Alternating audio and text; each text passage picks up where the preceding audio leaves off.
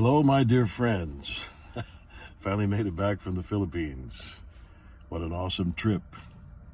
What an awesome trip. But we'll get right into another video. Well, I've covered quite a bit of territory in our journey of things that happened in my personal life. As I have said so many times, certainly my life was not as bad as many, but possibly worse than some. Nevertheless, wherever you are on the spectrum of life, as far as personal experiences that would fall in the category of abuse, becoming a victim of hatred, vengeance, violence, whatever the case may be, wherever you fall on that spectrum of life, your story, your pain, your disappointments, your sorrow is the same as anyone else. It hurts. It sucks. And some people are fortunate enough to overcome those obstacles that are thrown in their life, thrown in the pathway of their life's journey, and some don't. There are many personal stories of individuals who could not overcome the horrific things that they experienced. And what was the sad result? They committed suicide.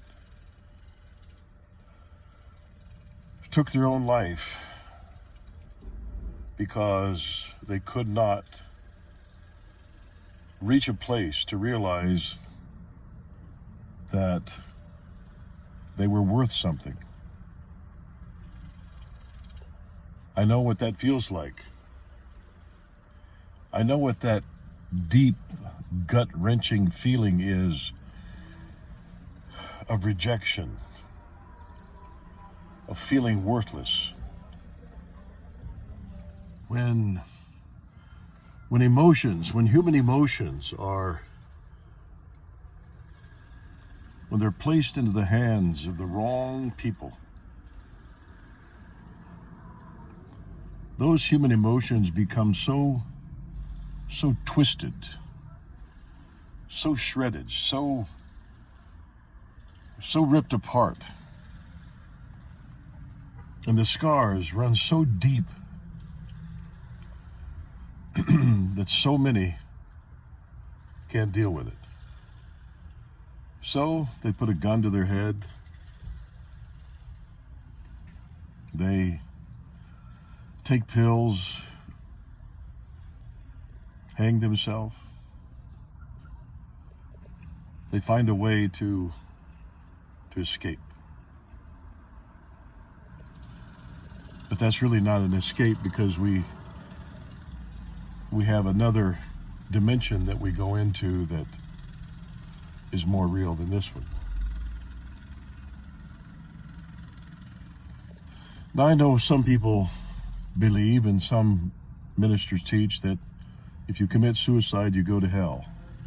Well, I don't find that in the scripture.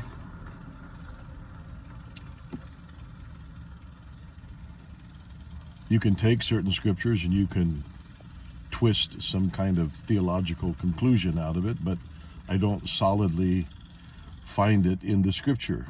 Is it the answer? No, it's not. However, it's a reality. It's a definite reality where people disconnect and they can't take another step in life. They can't take another breath. They can't face another day, another moment, another second of pain and sorrow and utter worthlessness. And I do know we serve a very, very merciful, gracious God. His ways are not our ways. So before you totally condemn someone to hell because they've taken their life, you need to discuss that with the Creator of life and have a discussion with Him before you draw your own watered down theological conclusion. Nevertheless, that's the result of many young people, middle-aged people, older people. Suicide was the only door of escape to them. I reached that place several times in my life. I wanted to take my life. I wanted to end it. But I didn't.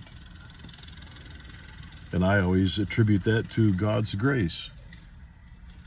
Not that those who committed suicide were not recipients of His grace. Like I said, I don't know what's on the other side, only He does. But for some reason, I was kept alive. Possibly to tell my story so it will help someone. If it helps one person, one single solitary person, it's worth it. So I wanted to come back, of course, from the Philippines and discuss this particular part of the journey before I move on, and I'm going to fast forward in the next video, jump into some other things. Like I said, we've covered a lot of territory from my childhood on up to my participation in the Stepdad's Church. And my goodness, there's so many things that I experienced there, I encountered there, as well as other churches that I was fellowshipping with and ministering. I guess I could write volumes. But there's one thing I've come to understand that is so real to me now. Jesus said in the book of John, "The thief comes to steal and to kill and to destroy." And we have no idea the weapons he will use, the strategies, the tactics he will use to accomplish that. But then Jesus said, "But I have come that you might have life, and life more abundantly." And those things have become a definite reality in my mind, in my heart, in my spirit, and down to my soul. So until next time, God bless, protect your freedom. Remember, Jesus Christ is the only way, the only truth, and the only life.